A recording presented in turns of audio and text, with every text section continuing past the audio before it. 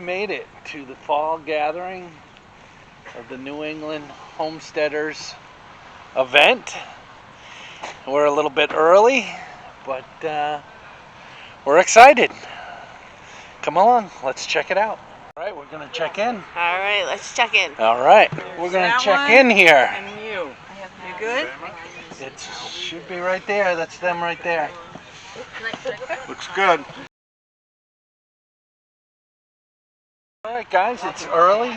There's not a lot of people here yet, so we're going to just take a walk around, look at all the vendors, and see how it goes. Waiting for our first speaker on Poultry. pasture, poultry, chicken. All right, come along with us. Look who's coming, guys. It's Jack from the Mindful Homestead. No, that's fine. My booth is the one over there with the grain bags. We're talking about these grain bags. So you got my bald spot, right? Good. Being in front of the camera all the time either. Right. I know it's already. I'm dressed in layers. They have shorts. No, we just had Yesterday setting up, and like we were just soaking eggs under our wet. forsythia bush, just like came walking out one day with all these babies. We're like, it's too late in the season. What are you thinking? Hi, how are you? I'm great. How are you? And this is the Wild Heart Farm. Wild Heart Farm. Where are you guys from? We're in Antrim. Oh, okay. We have a little half-acre homestead. Oh. My name is Amy. Nice to meet you. Thank you. You also. We have.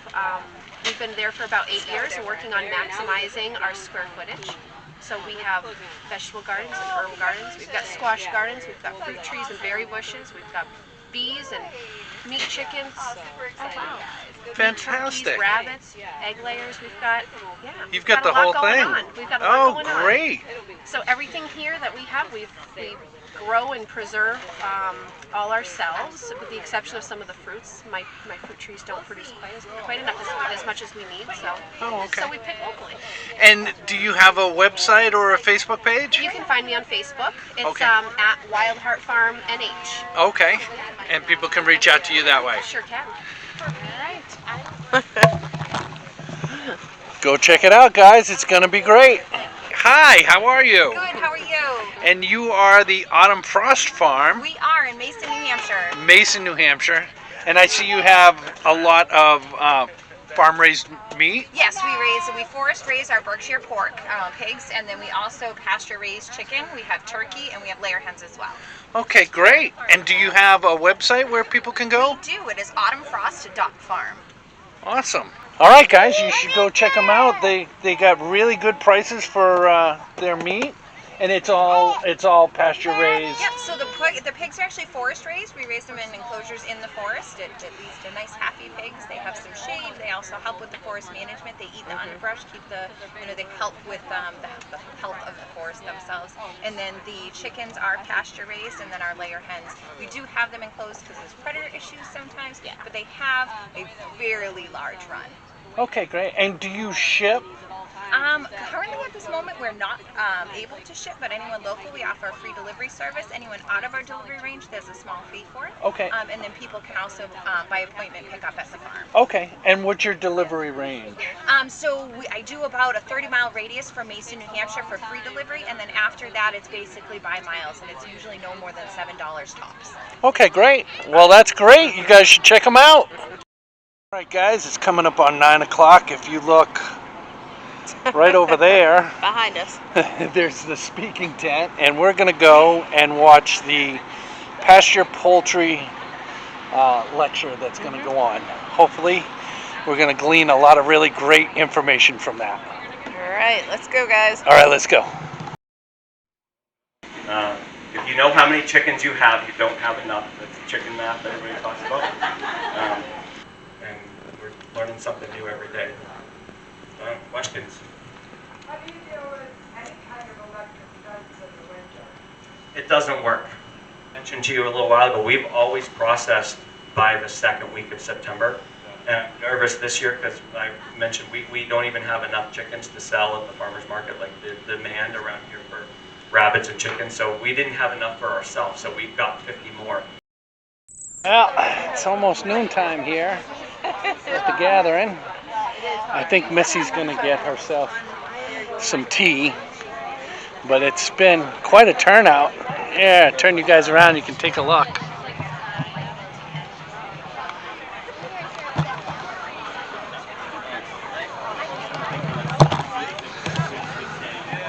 There's people everywhere. It was a really good turnout. I hope Jack and Jackie are very happy. So, we're waiting for the chicken demo, and then we are going to stay. Goldshire Farm is going to be here, and they're going to be giving a talk about telling the story of your farm. So we're looking forward to that as well. What you got there? Oh my god. I love chicks sticker Oh, from Murray McMurray. oh, for the chicken, for the sticker fridge. Yeah. And we just had a little bit of lunch, so we're kind of waiting for the chicken processing demo to happen. That's right. That's going to happen in what, 15 minutes? Yeah, 1 o'clock. So we're just going to go sit in the shade until then, and Everybody, Don, Little Mountain Life. Does anybody follow Don on YouTube? nobody. No. Little Mountain Life. That's why. His channel is Little Mountain Life. He's building a pole barn house in Virginia on a mountain. Pretty cool stuff. And now you've got, you've got your crop and your windpipe kind of sticking out that little flap there that you made. At this point, I take the rest of the neck skin, pull it over the back of the neck, kind of work everything loose in here. And then take my knife with the neck skin pulled back because I want to leave the skin on. Skin is delicious on chickens. I'll take my neck, I'll make a V cut here, try and making sure. How far back in the neck? Right, as far back as I can go. Okay. That bone broth will set up so hard if you put it in the fridge, it turns to Yes. which is awesome. Feed the rest of that back. You can, yeah. Just grind it up, make sure it's in good, mushy stuff for your dog, and you can feed it to your dogs. I've taken it and I've like dried it up, powdered it, and let it dry out really good and sprinkled it in my garden. It's basically bone meal that you would get from the store. So yeah. Think of the festival so far. Having a good time, learning a lot of new stuff. Are you? Yeah. Are you glad we came? Thanks for coming out on this hot day. We're definitely in the heat out here in New Hampshire, not typical September weather. For everyone that met me this morning, hey, how's it going? For anyone who didn't meet me when I did my little spiel this morning, my name is Jack. I'm kind of the organizer of this whole thing. It's just kind of how it happened out. Where's Brian? Brian Wells from the Homestead Journey podcast. He's also helped me out a ton on this. Don from Little Mountain Life, they're another YouTube channel. He's doing all the filming for the event. Thank you guys, thank you very much, and thank you Jack. One of the things that we, me personally, this is what I look for, is to build a community, and because no matter what you do, you require the support of your community, and the community requires you to support it, and so when we look at things to sponsor and places to go, it's like, how do we help build up, our values in a community, and be able to reach out and to be able to help grow what's really important to us, growing chickens, growing your food, and growing your knowledge. So never stop learning. There's so many things that we can take on within the homesteading, even just backyard gardening. It doesn't really matter. Like, Hey, Tom. Seriously, a big shout out, thank you to Tom and to Jack and everyone at Design. Like, it's so cool to be able to be here in New England, hanging out with folks, talking about this stuff, and really come together as a community. I think, oftentimes when I've ever gone to conferences in the past, I'm going to go to like Virginia, or Missouri, or other places like that, but to like be right here in the backyard, it's like, I'm super stoked. So thank you to everybody putting this on. You got to keep accountable to yourself and say, okay, I did this one thing, it wasn't the best, I screwed this up, I screwed that up. Even if you loved it, I know a lot of people didn't feel that way. I got to kind of march onward. All right, we just got out of the seminar by Goldshire Farm. Mm-hmm. He's really good at what he does. Yeah, he's an excellent storyteller. He had a lot of good points. And he's a really good speaker, too. Mm-hmm. I thought he was able to get his message across really, really well. Mm-hmm. So we are going to be heading home now for today and getting the poor boys out. I know, they've been in the house all day. Yeah, but they've been in the air conditioning. So that's where we're going to leave it for today. Next time you see us, be tomorrow morning. We'll be back here. All right, it's obviously another day. We're dressed differently. There's a little bit of overcast. Oh. So Stop moving the camera. stop moving the camera.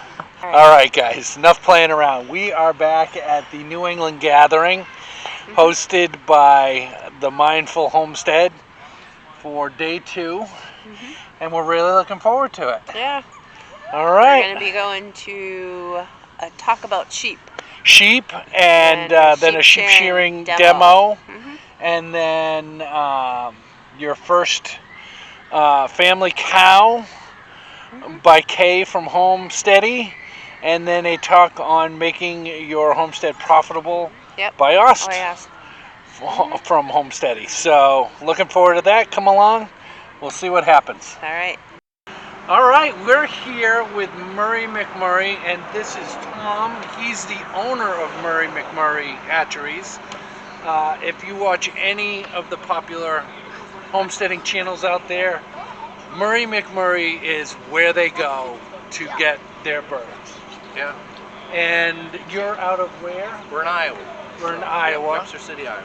And do you have I know you can order online. Do you have a website? Absolutely. McMurrayhatchery.com. So that's, we've got 110 varieties of chickens. Oh, great. 20 ducks, 15 geese. Oh, great. Turkeys, quail, pheasants, peacocks. Guinea hens? Guineas, yeah. Guinea hens. I was talking to him earlier about guinea hens as being guardians. So, well, thank you so much for helping the Mindful Homestead sponsor this event. Thank you, Eric. You've had some really good questions today. So. Oh, that's because I don't know anything. I'm just starting. Well, thank you again, sir. All right. It's been a pleasure meeting you, and I think that Murray McMurray is where we're going to get our birds when we get down to our homestead in 5 months. We're the best. They are the best. Text me. No stupid memes. And no That's politics. the shot right there. Thanks, guys. Yes, I don't, but I want to. Meadow Farm in Winchester, New Hampshire. South of Keene. We love tours. Who here has a buzz cut and you can show her? Not bald, but a buzz cut. Sheep's hairs have to be cut. They're called wool every year. Have you seen that thing where the sheep came out of the mountains and it's like this big around and it's like 10 years old? It's actually bad for them and they get matted. In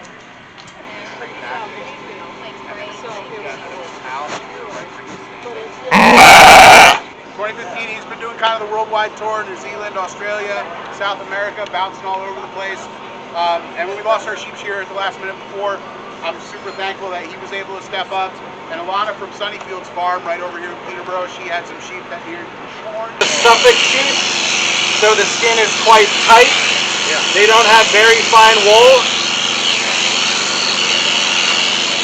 So there's not a lot of chance of getting nicks and cuts compared to shearing a fine wool sheep like a merino. I'm going to go one shot, scrotum or the tail if it has it, that'll bother it. If you're looking for a fight, you'll get a fight.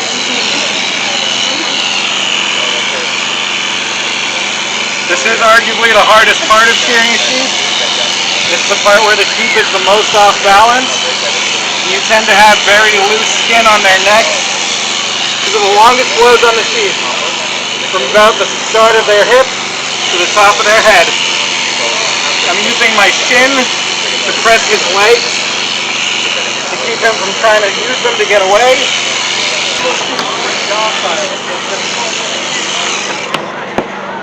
As you can see, the young man is alive and well. He's relatively unharmed.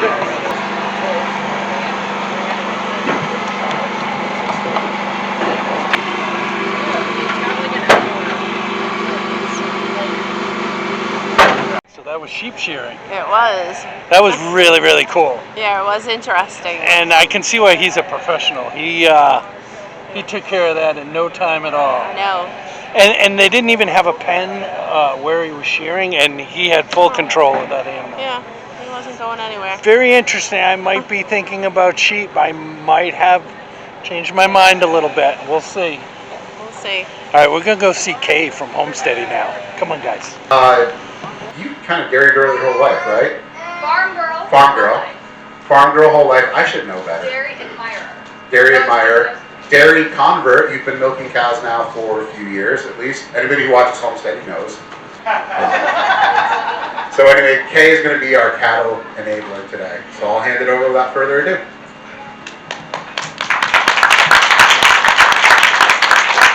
Thank you. I'm going to be multitasking for a second here. So who likes hands-on experience?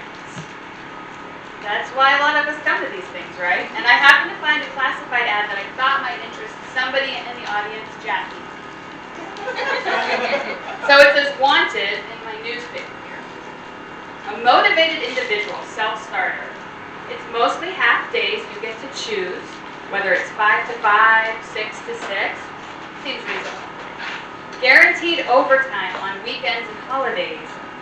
There will be emergency hours as well, usually during a blizzard or a heat wave, or whenever you have other plans. Pulse machines, does that work for a cow, or the requirements different with machines? Well, it pulses, right? Yeah. And that's what you need for a cow milker, to make sure it pulses. Yeah. They can't have that steady suction or it'll ruin the other. Yeah. That has the 2 cups, right? Yeah, and it actually has a split, so you can do 2 at once. Okay. Yeah. That's amazing. It's so much faster. And she can get the anything down. I can't do it. Right. My hands are Especially kinda big. when it's small like that. Yeah, with the goat and cows will be like that. Small, then that's what they're breeding for on a commercial dairy. They want short teeth, high udders, so the other cows aren't stepping on those teeth and slicing them open. All right, we just saw. You can go by if you'd like. Thank you. Yeah. Kay from Homesteading. Kendra. She prefers Kendra. She prefers Kendra. From Homesteading, she just gave a talk on your first family cow. Milk cow. Milk cow. It was really good. It was really, really informative. Very informative. Like on her channel, they really know their stuff when it comes to certain things, and she's very informative. And I look forward to her husband Os's talk on making money from your farm. That would be really, really nice. Yeah. So that'll be a lot of interesting information too. It will be. We're going to go get some lunch, and we're going to make sure that we're back for that. Okay. The trick with the long line is wherever that customer starts. I was going to figure out a way to... Okay, how often do you see a pig walking around? Doesn't seem to have an owner.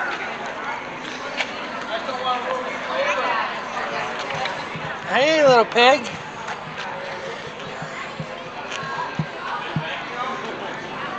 Hi.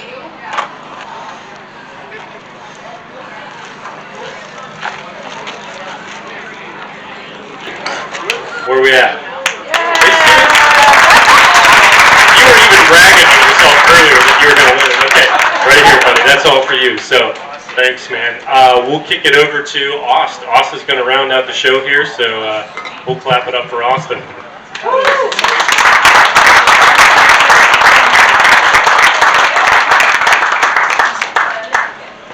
All right. Now, does this sound familiar? Ready? You moved to the country, finally. You got that piece of land, and you're walking it. You're looking, oh man, that's where the garden, the sun's hitting. And that right there, that's where the chicken coop go. Why at the end of the day, on the last day, why are we actually talking about farm business? Why are we talking about, or better yet, homestead business? Why are we talking about making money? And if you go through hard times, your community will surround you and support you because they want you there.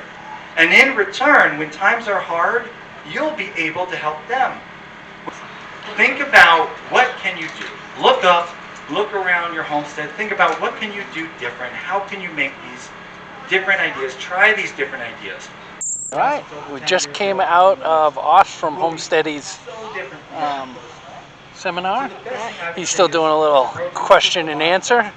and it went really well. Yeah, we learned a lot of information on how to make money off of our homestead. That's right, and definitely squared up a bunch of little tidbits that I think we'll be able to implement. Yeah, it's actually starting to rain right now. It is, so we're gonna head over this way, see if we can find Jack and thank him for putting this on, and probably head home.